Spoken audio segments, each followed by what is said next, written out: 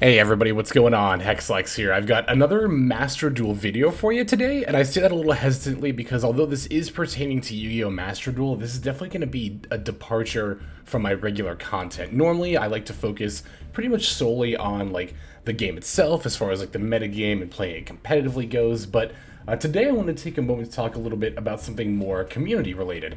This is something I've been thinking about a lot lately, and something I've been noticing quite a bit lately, and I decided I just wanted to address it. So I want to make this video to kind of talk about how we complain about Yu-Gi-Oh! I want to address and debunk some of the most common complaints Yu-Gi-Oh! Players have about the game and those who play Yu-Gi-Oh! Competitively. So this is kind of an interesting phenomenon that I've noticed a lot more in Yu-Gi-Oh! Than any other card game I've ever played. And I've played a lot of card games. I've played and still play some of these games. Magic TCG, Pokemon TCG, Magic Arena as well, Hearthstone, Legends of Runeterra. There's just been a ton of different TCGs and their communities that I've been involved with, whether it's been Discord servers, subreddits, so on and so forth. And there are a lot of really interesting complaints that come about among the Yu-Gi-Oh! Fan base that I don't really see nearly as often in other TCG fan bases. And indeed, a lot of these complaints are ones that have honestly been a part of the game as long as I can remember, which for those of you who don't know, I am a certified Yu-Gi boomer. I've been playing this game pretty much nonstop since Pharaoh's Servant, at least following the game. I did take a break from playing it from 2016 to 2022, but I still followed the game, and was still active on a lot of these Yu-Gi-Oh! Communities, mostly just by browsing, but sometimes by participating as well. So I've been a part of the Yu-Gi scene for well over 20 years at this point, and it's kind of interesting to me just how pervasive some of these arguments are. It's kind of wild that I'm still seeing things that people were saying on Pojo forums back in 2006. People were still saying it on the subreddit now in 2023. So I wanted to go ahead and address a lot of these things. Again, mostly because this is something I've seen a lot, and it's something that I've been thinking about a lot lately. So I'm just, without further ado, let's just go ahead and dive right into it. So the way that this is going to work is we're going to start by taking a look at a common complaint that players have about either the game itself. Mostly, I'm going to be focusing on complaints about the meta or competitive side of things. And we're going to take a look at the breakdown of that complaint, really what that means, what the someone who makes that complaint is trying to convey, and then we'll go through a counterpoint of just generally speaking, why I think that complaint could be constructed more, constructively. So I'm going to actually hop into it with something that's been pretty relevant in my own comment section lately. I want to start by addressing toxicity in Yu-Gi-Oh! Particularly the complaint that a certain deck or strategy is inherently toxic for the game or for the player base, so on and so forth. So what's the breakdown of this complaint? Players who express this are often frustrated with the deck because they believe it breaks what they define as a fundamental part of the game. And this is already, I think, where we kind of have a bit of an issue with this type of complaint, right? Is that when I say that they break, the deck breaks what they define as a quote-unquote fundamental part of the game, this definition is going to change for everybody. So already we're talking about something that's pretty super subjective, and moreover, different people are going to have different complaints about what they feel is a quote-unquote fundamental part of the game. There are players who think that battle traps like Mirror Force should be a fundamental part of the game. I'm not saying they're inherently wrong or right, but what I'm really getting at is that players will often kind of make up these ideas in their head of how the game should be played, and they want everyone else to also play that way, which is honestly unfair because we can't all follow the same set of arbitrary subjective rules, and nor should we, because I think that's also unfun on top of being unfair. So my counterpoint to this, more than that though, is going to lie within the use of the word toxic and about toxicity. So here's kind of my counterpoint to saying any given deck or strategy is toxic. To me, toxicity within Yu-Gi-Oh! Exists, but it exists as an issue that lies beyond the cards in the game itself. Particularly in Master Duel, this is a big one. We have players who use slurs as usernames. Okay, I also want to point this out real quick. I'm aware that Konami gave you the option to hide usernames. I think this is a bullshit, coward way out of this. I really do.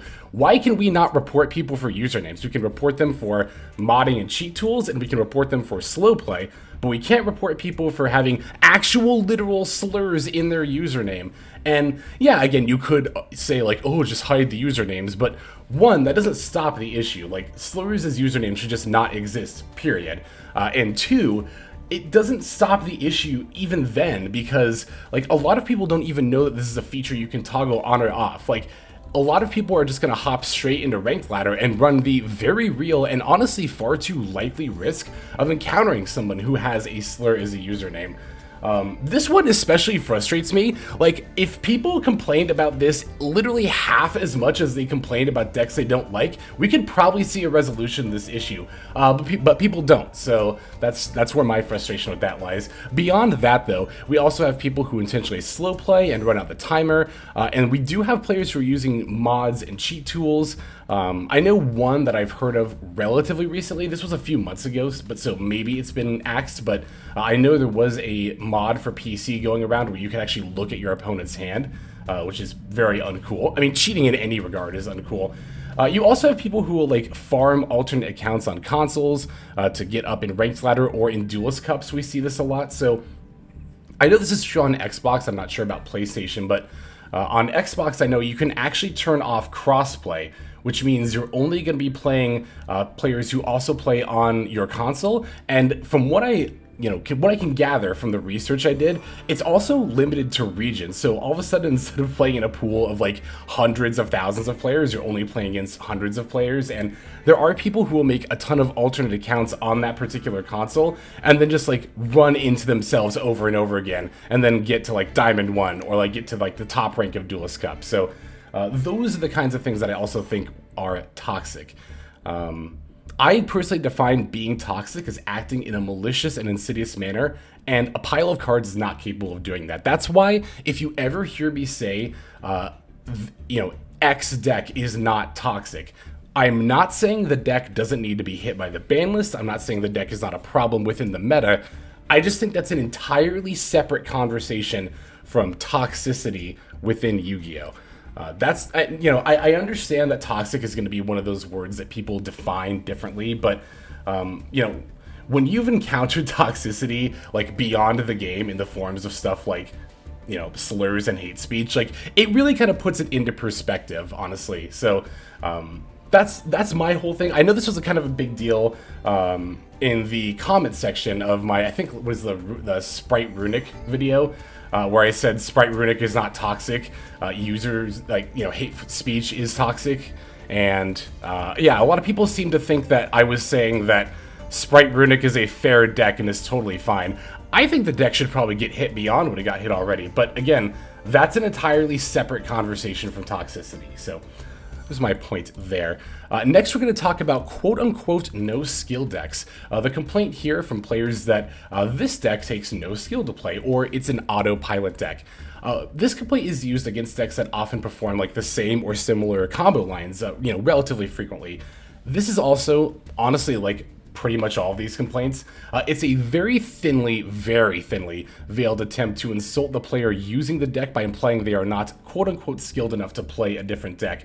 This is also like a very huge issue I have with a lot of these complaints. It's like they are just really like not even like veiled sometimes attempts to just insult the player themselves. Like, I am a very big believer of don't hate the player, hate the game. If you're frustrated by seeing a deck being so prevalent in the meta, that's a game design issue. That is not the fault of people who are playing that deck, which is actually a point we'll get into a little bit later. But my counterpoint for this is that over the course of multiple games, be it in a tournament or ranked season, player skill is always going to be the most prominent factor when it comes to what decides games.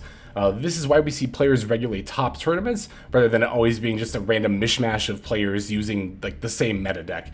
The quote-unquote autopilot argument is also completely derailed by any sort of disruption or interaction, being able to play through and around disruption is an essential component of playing any meta deck. So I think I most often saw this complaint during the prevalence of like Sword Soul, when people were like, oh, Sword Soul's a no skill deck, all you do is make Chi Shao plus Baron.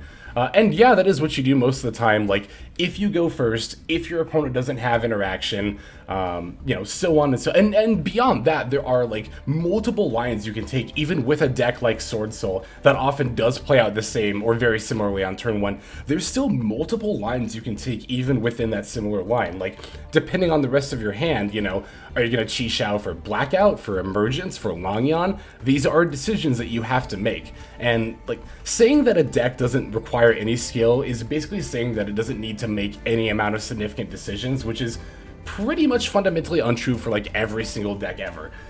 It's just not something that is like, it's really not even a valid objective complaint. It really is just a very thinly veiled attempt to insult the other player by calling them unskilled. So, all right, for the next one, let's talk about net decking.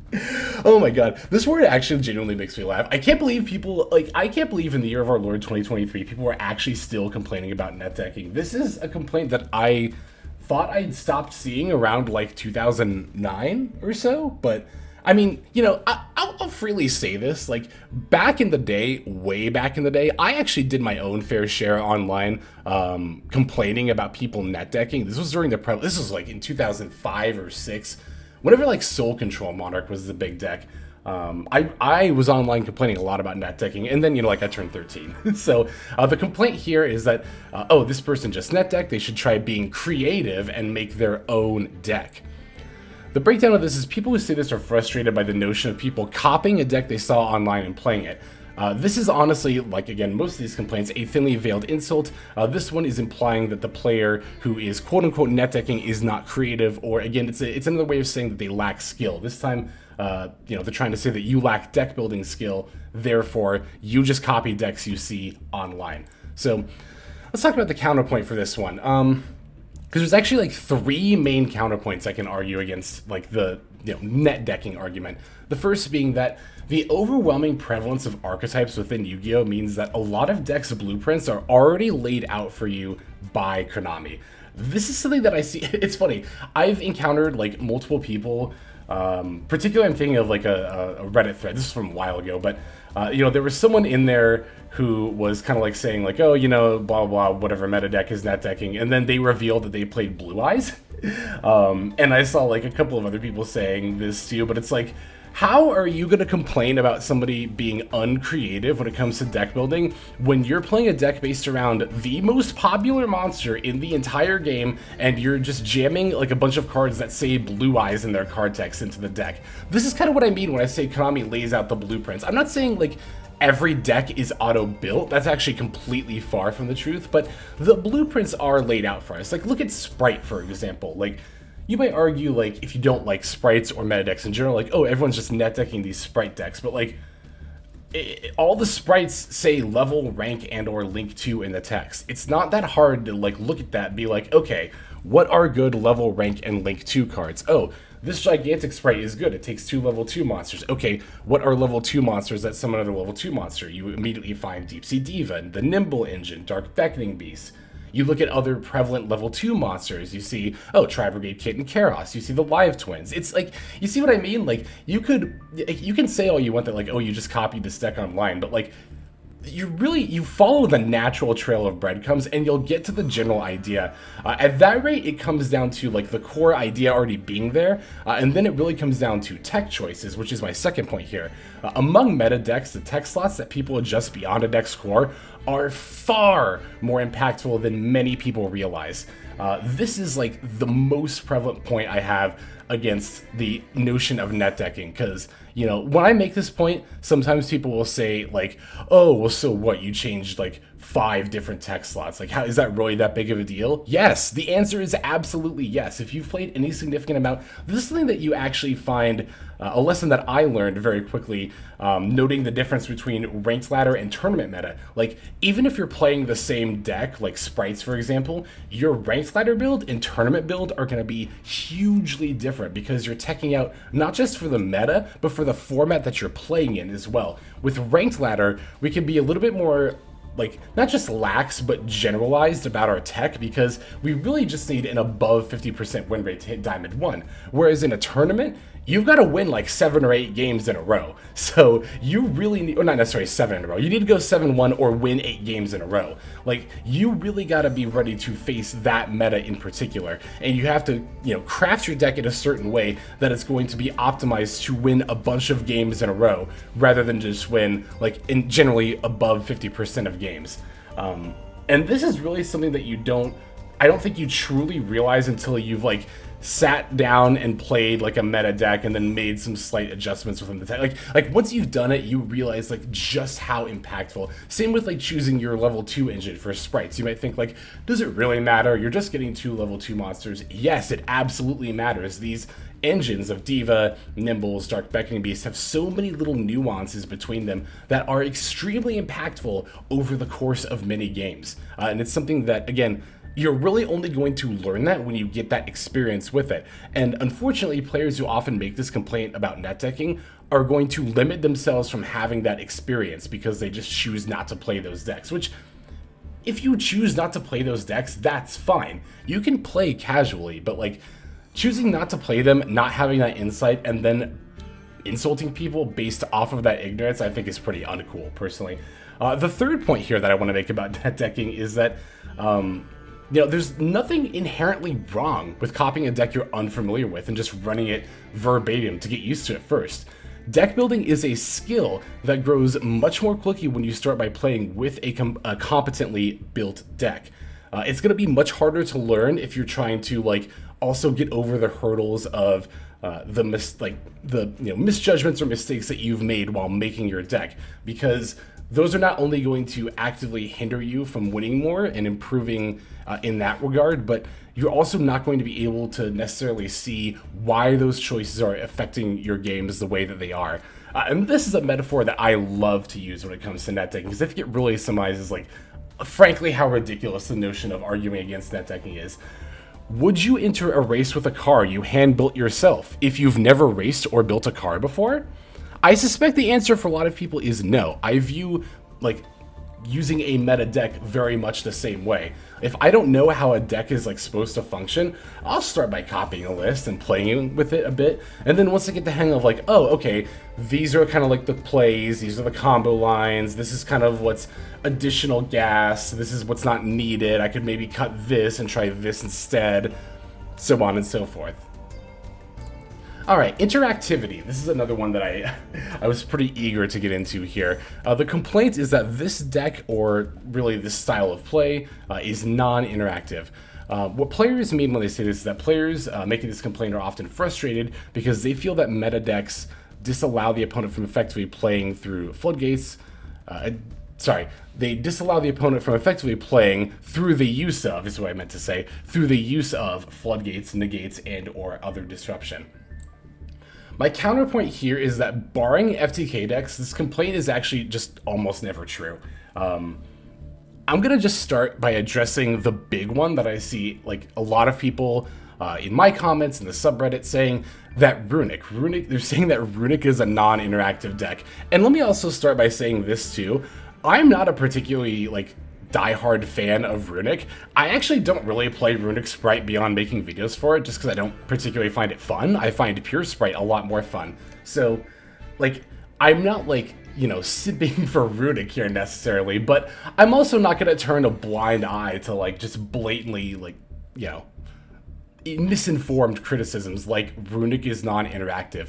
Runic literally can't mill you without interacting. Like, it's what they do. If you didn't play any cards at all, and this is actually the right move occasionally, not most of the time, not every time, but sometimes against like stunned Runic, the right play is to just not play cards until you have an out to their floodgates if they flip them up early enough, because like I said, Runic literally can't mill you without interacting. If you have no cards on your board, the only mill cards they can play are Golden Droplet, Tip, and Slumber if they have a monster, and that's it. They can't Destruction, they can't Flashing Fire, they can't Freezing Curses.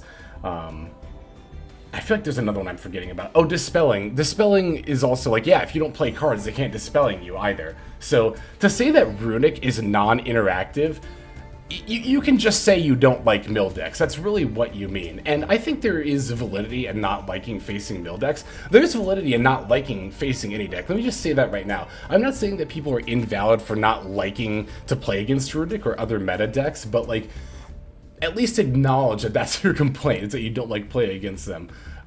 Because, like I said, Runic, it can't mill you without interacting. It is inherently an interactive deck because it disrupts your plays. Like, anyway, it's valid not to want to play staples. Oh, sorry, I skipped ahead here. The issue often lies in the player making this complaint not playing or drawing enough disruption cards of their own. This is another one I see all the time. Oh my god. I like to browse the Master Duel subreddits every now and then, I'll see like a newer player, saying like, hey, I don't feel like my deck is doing enough. Does anyone want to help me with it? And like literally more than half the time I see a post like that, I look at the deck list and I don't see any Maxis, no Ash Blossom Enjoy Spring, no Infinite Permanence, no Crossout, no Callby, no Nibiru, none of that. And it's like, well, yeah, like, what do you expect? Like, without any form of interaction when, like, you're going second, your opponent's just going to get to do whatever they want on the first turn. That's not the meta's fault at that rate. That's honestly your fault at that rate. And, it's honestly valid to not want to play staples like Sea Ash and Imperm if you don't want to. Again, saying I simply don't like playing against this or I don't want to play those cards, that's always valid. But at the same time, you have to acknowledge that you're the one making the choice not to play interactively, not your opponent. This argument is also used a lot for strategies that feel oppressive, even when the point doesn't particularly stand. Even in the case of Floodgates, the question to ask, I think, isn't why don't they interact with me, but how can I interact with them, i.e. are you playing enough removal for them? This last sentiment here, I think, is really the big kind of counterpoint I have to this interactivity issue. Instead of asking, why doesn't my opponent interact with me, what you really need to be asking yourself is, how can I interact with my opponent more? Because, I mean, think about it. Your opponent wants to win easily and effortlessly. They're not going to go out of their way to, interact with you. They're not going to go out of their way to offer you disruption points to stop their combo. You have to be the one who's preemptively, that's not the word, preemptively and proactively is what I meant to say. You have to be the one who's preemptively and proactively doing that. You can't just sit there and wait for your opponent to do it. So, honestly though, I think at the end of the day, my frustration from a lot of these complaints really just comes down to that, again, they're often used to insult players, when really the issue that, these fundamentally have are with game design. That's with Konami, and so that's going to kind of lead me to my last point here. In summation, our default when interacting with others should be one of kindness. You don't have to like the meta or players who use meta decks, but as I said, your frustration lies with Konami and their game design, not the players themselves. There's nothing inherently wrong with wanting to play competitively and playing to win. There's also nothing wrong with wanting to play in a more casual and relaxed way. At the end of the day, we shouldn't disparage one another for how we choose to play the game. This is like, I say this so often, like both in real life and like online. We should not disparage each other for how we choose to play the game. It doesn't matter if you're casual and don't like, meta. It doesn't matter if you're meta and, you don't like playing in more casual environments. Both casual and competitive players are equally valid. Neither is inherently wrong for wanting to play the way they do. So can we all please stop acting like it, please? On ranked ladder and in tournaments, you should always expect your opponents to be playing and deck building optimally and not pull any punches. For other methods of play, there's casual ladder and alternative formats, which I will say, in all fairness, Konami should offer more rewards and incentive to play. I've seen that response a lot to people saying like, oh, if you don't like the decks on ranked, go play casual. players will then often, and justifiably so, complain that like there's no rewards for playing casual. I actually agree with this notion. Konami should definitely offer us more incentive to actually play in alternative formats. I 100% agree with that, and I think that would go a long way towards solving some of these issues. But again, this issue is with Konami, not the players. And at the end of the day, the grand overarching statement I want to make with this video and by saying all this is be cool to each other. Please be cool to each other. Even within like hyper competitive tournament spaces, like there's no room for us to be uncool to one another. That's all. This is all just my 2 cents, you know. Feel free to agree, disagree. Either way, definitely let me know what you think in the comments below. And yeah, without further ado, let's just go ahead and move now to our outro. Alright everybody, thank you so much for watching all the way to the very end of the video like this. That means a whole lot to me. Not just personally, but it's also a great way of supporting the channel as well. If you're interested in supporting the channel in other means, you can of course feel free to comment and or subscribe right here on YouTube. I'm always looking to the comments section. You guys leave some pretty awesome feedback as far as like constructive criticism goes when it comes to deck building, gameplay, channel content, all that stuff. So feel free to leave your opinion down there. I will be sure to take a look at that there. And then subscribing is going to be the best way to get notifications of when these videos drop.